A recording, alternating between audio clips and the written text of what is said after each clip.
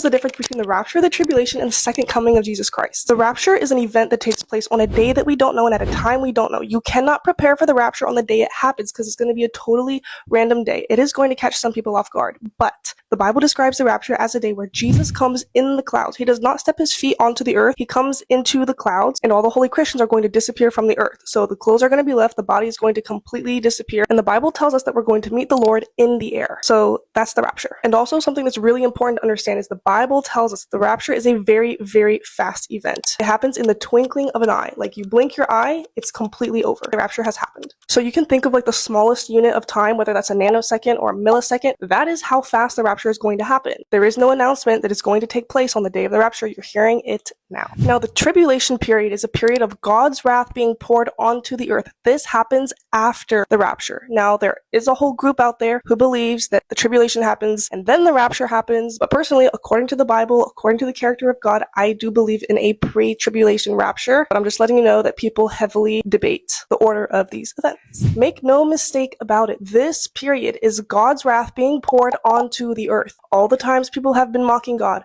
all of the sin that's been going on the earth, all of the atrocities, the abominations, and all of those things that have been going on up until now, they have been storing up God's wrath. He's going to pour it on the earth. So some of the main actors in the tribulation period and the great tribulation period are the Antichrist and the false prophet.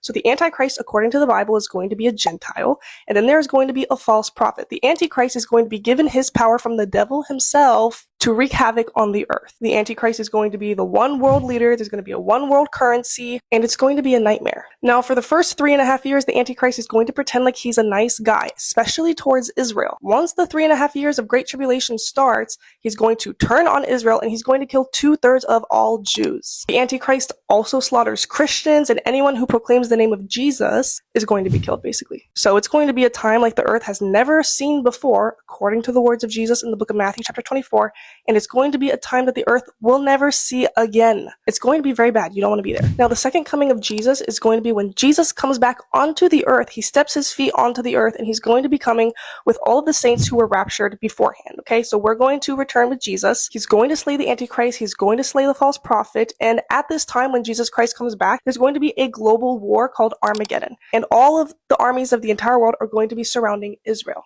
So God is going to destroy the armies. And then after Jesus Christ comes back, there is going to be what is called the millennial reign of Christ, where Jesus is going to reign from Jerusalem. Jerusalem today, Jesus Christ is going to reign from there.